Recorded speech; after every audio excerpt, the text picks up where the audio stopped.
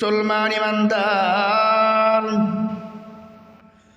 পয়গম্বর আরবি জানায়া দেন, কিয়ামতের ময়দানে সমস্ত মানুষ যখন আল্লাহর সামনে হাজির হয়ে যাবে, এই হাজির হওয়ার পর যারা শিরিক করেছে, আল্লাহর সাথে শিরিক ও শরীক স্থাপন করেছে, আল্লাহ রাব্বুল আলামিন তাদেরকে জানা দিবেন, তোমরা যে আমি আল্লাহর সাথে শিরিক করছো, আমি আল্লাহর সাথে শিরিক করার কারণে আজকের দিন আমি আল্লাহ তোমাদেরকে ভুলে গেলাম, তোমাদেরকে ছেড়ে দিলাম।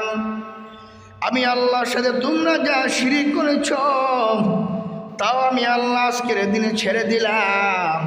আজকের দিনে তোমাদের কোনো দায়বদ্ধতা আমি আল্লাহর কাছে নাই। আজকের দিনে কোনো কিছু, কোনো প্রতিদান আমি আল্লাহর কাছে তোমরা পাবে না।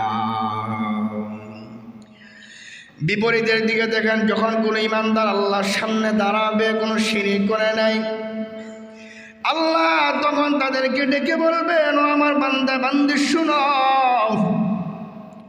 দুনিয়ার জমিনে আমি আল্লাহর ইবাদত করেছো, আমি আল্লাহর সাথে শিরিক করো নাই, শরীক স্থাপন করো নাই। আমি আল্লাহর বড় মায়া, এই জন্য আমি আল্লাহ তোমাদেরকে সুসংবাদ জানায়া দেয়, আজকের দিনে আমি আল্লাহ দুনিয়ার কাউকে প্রতিদান দিব না। শুধু তোমরা যে আমি আল্লাহর সাথে শিরিক ছাড়া ইবাদত করেছো, এই জন্য আমি আল্লাহ তোমাদেরকে পূর্ণরূপে তোমাদের প্রতিদান দিয়ে দিব।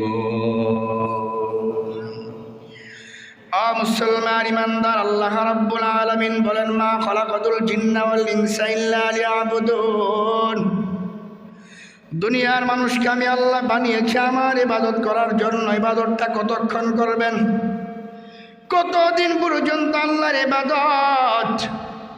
আল্লাহ কোরআনে জানা দেন, সূরা হিজরের শেষ আয়াতে আল্লাহ বলেন, ওয়া'বুদ রাব্বাকা হাত্তা ইয়াতিয়াকাল ইয়াকিন।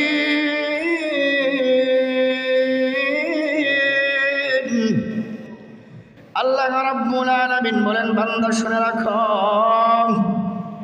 মৃত্যু আসা পর্যন্ত আমি আল্লাহর ইবাদত। নামাজ পড়বা তুমি, বালেগ হওয়ার পর থেকে তোমার নামাজটা শুরু হয়ে যাবে।